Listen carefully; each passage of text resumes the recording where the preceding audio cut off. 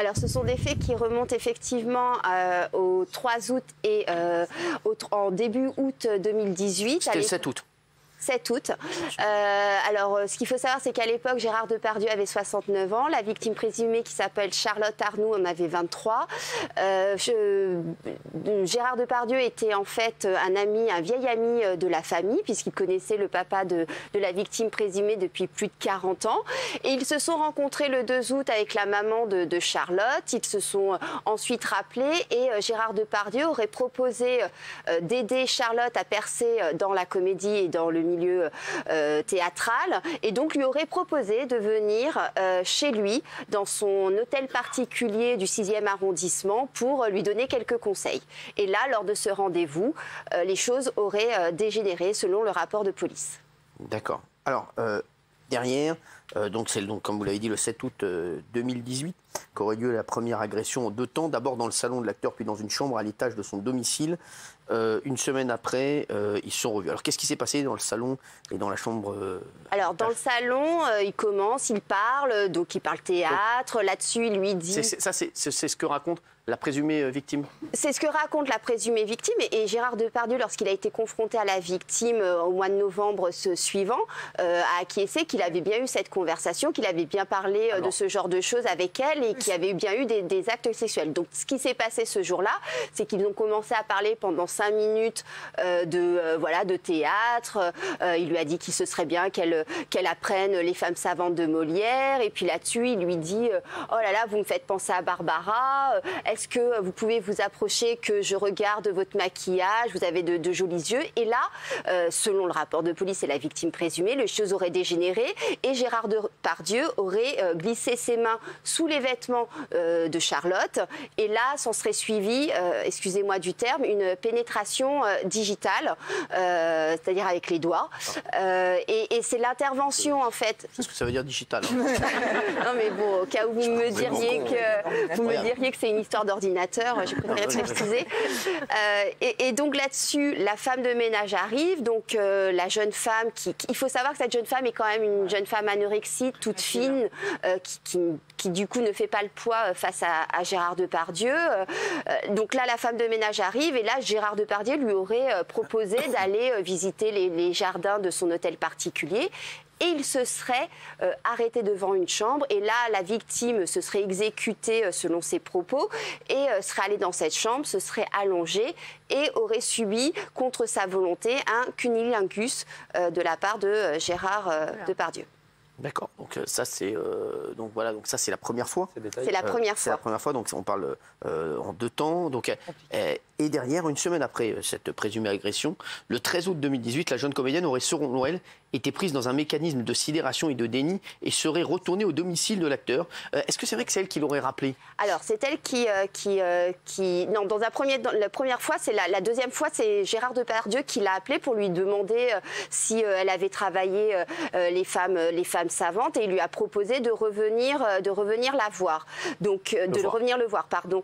Et là-dessus, elle, ce qu'elle a dit aux enquêteurs, selon le rapport de police, c'est qu'elle y est allée pour lui dire ce qu'elle pensait de ce qui s'était passé juste avant et qu'il avait commis l'irréparable. Sauf que là, une deuxième fois, il y aurait eu un nouveau viol, une agression sexuelle avec une nouvelle pénétration digitale, ce que nie totalement Gérard Depardieu. Il ne nie pas le cunnilingus, il dit même qu'il s'est arrêté de faire cet acte parce qu'elle n'y prenait pas de plaisir, mais nie totalement les pénétrations digitales, excusez-moi du terme, parce que cette jeune femme était vierge et que jamais il ne se serait permis de faire tout ça, et que pour lui, la victime était totalement consentante et qu'elle est revenue... le voir. Alors, on va rappeler donc cette affaire complexe, détaillée par Le Parisien. Alors, le contexte de leur rencontre, donc comme vous l'avez dit, Gérard Depardieu, c'est un ami de longue date de la famille de Charlotte Arnoult, jeune comédienne. Comme vous l'avez dit, il avait croisé auparavant la plaignante et sa mère, dont l'acteur est proche. Et c'est la mère de Charlotte, comme vous l'avez dit, qui donne le numéro de sa fille à l'acteur afin qu'il lui donne des conseils pour sa carrière. Ensuite, il y a ce premier rendez-vous, vous l'avez dit, le 7 août. Et ensuite, selon la jeune femme, donc, Gérard Depardieu serait subitement mis à passer sa main sous ses vêtements, comme vous l'avez dit, à lui imposer des attouchements au niveau des parties intimes. Charlotte Arnoult dénonce aussi une pénétration, comme vous l'avez dit, digitale. Elle n'assure n'avoir pas su comment réagir, tétanisée et choquée par la tournure des choses. Et le Parisien voulait rappeler le contexte psychologique dans lequel la jeune femme se trouvait. Comme vous l'avez dit, à l'époque, c'est une jeune femme fragile. Elle n'a aucune expérience sexuelle, ressent un désintérêt pour les hommes et se remet d'une anorexie handicapante liée à un traumatisme d'enfance.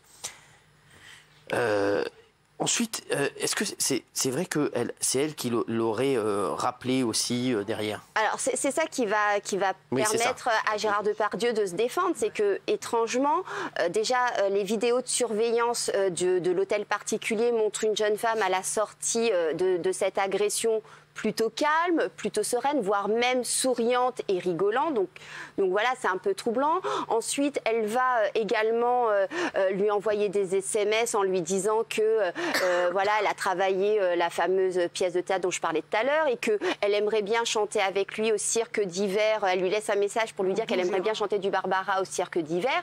Et du coup, oui, c'est assez intriguant. C'est intriguant. Il y a même un mail qu'elle a donné, qu'elle a envoyé à Fanny Ardant, avec qui elle tournait une comédie où elle dit « Oh là là, Gérard Depardieu, quel homme !» Donc forcément, les enquêteurs sont intrigués par ça. Et c'est d'ailleurs pour ça, peut-être que Laura Alice pourra nous l'expliquer, que la première fois quand le dépôt de plainte a été fait le 25 août 2018, les enquêteurs ont arrêté l'enquête en disant que les faits ne permettaient pas d'être sérieux et de prouver un viol. C'est ça. Alors, Gilles Vernet. Oui, ce qui est très étonnant, c'est que l'affaire a été une première fois classée sans suite après 9 mois d'enquête en 2019. Et c'est vrai qu'il y a 2 faits qui avaient attiré l'attention des enquêteurs. C'était donc le SMS que Charlotte Arnoult envoie après le 13 août. « Mon doux Gérard, j'ai appris la scène et j'espère la travailler avec toi. » Elle parle des femmes savantes de Molière. Donc là, les enquêteurs ont dit... Vous reprochez 2 faits graves et après vous envoyez un SMS. Et elle avait répliqué « Je voulais expulser la mort qui m'habite. J'étais en déni de ce qui s'était passé. » Et ensuite, il y a ces caméras de surveillance qui, c'est vrai, la montrent souriante. Alors, elles ne sont pas à l'étage. Ouais. Les enquêteurs lui avaient dit « Vous reprochez des faits graves et vous sortez en souriant. » Et elle avait dit « Pareil, j'étais en état de protection mentale totale. » Donc, les enquêteurs avaient tiqué. Et puis, l'affaire a été classée. Elle a porté plainte une nouvelle fois. Et là, il est mis en examen, l'affaire se poursuit. Il faut préciser que lui dit qu'il est innocent. Alors justement, Gérard Depardieu dit, voilà, lors de son audition libre à la PJ parisienne, Gérard Depardieu a reconnu avoir touché la plaignante de son initiative et l'avoir interrogée sur sa vie sexuelle, mais il affirme que la jeune femme était pleinement consentante. J'ai senti dans son regard et son comportement une curiosité et une entente qui m'ont poussé à aller plus loin. Il va de soi que si j'avais senti la moindre résistance ou opposition, elle n'aurait pas eu besoin de dire un mot. J'aurais immédiatement arrêté. M'ayant dit qu'elle était vierge, je n'ai à aucun moment voulu pratiquer une pénétration digitale. Lors du premier rendez-vous, lorsqu'ils sont à l'étage et que l'acteur procède à un cunilingus, comme vous nous l'avez dit tout à l'heure, Gérard Depardieu demande à la plaignante si elle ressent du plaisir. Elle m'a dit non, alors j'ai arrêté, comme vous nous l'aviez dit. Mon souhait n'était en aucun cas de l'atteindre, mais au contraire de faire en sorte, avec son consentement, d'essayer de lui donner du plaisir. Imposer un acte sexuel est pour moi quelque chose d'inconcevable et d'insupportable. Voilà. Et les deux, il y a 3 choses.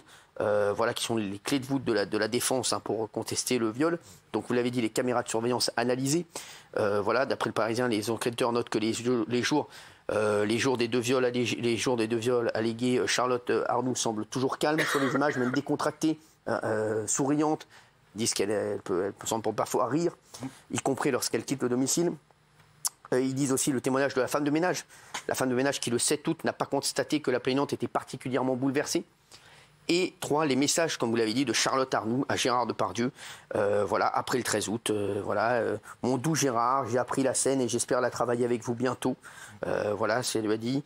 Les explications de Charlotte Arnoult sur ces messages à Gérard Depardieu, parce qu'elle a été réentendue par la PJ, elle affirme que ces messages traduisaient l'inverse de sa pensée. Dans l'un d'eux, elle dit d'ailleurs ce qu'elle passe l'après-midi avec une amie pour couper court à toute nouvelle invitation de Gérard Depardieu, alors que c'est faux. J'avais besoin d'expulser le mal-être en moi, la mort qui m'habite, a-t-elle soutenu. Je n'avais pas envie d'y croire encore. J'étais dans le déni, la sidération, la dissociation. Je n'ai pas pris conscience de la gravité des faits.